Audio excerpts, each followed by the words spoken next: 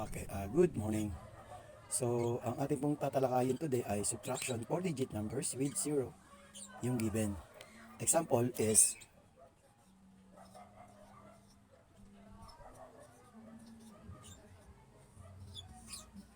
okay, 7,000 minus 1,265.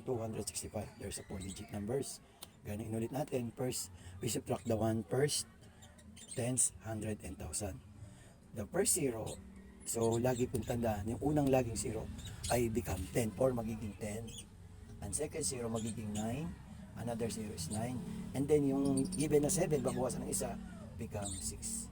So pwede na po nating isubtract.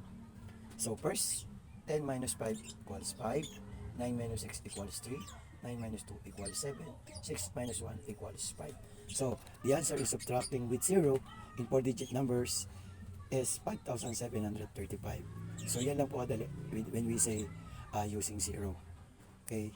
So I will give you one example to answer at home. Okay po. Okay, ito po yung given. Okay. 8,000 minus 200. Okay po. So my given is 8,000 minus 2,672. Okay, this is unknown. So pakitry po sa inyong bahay.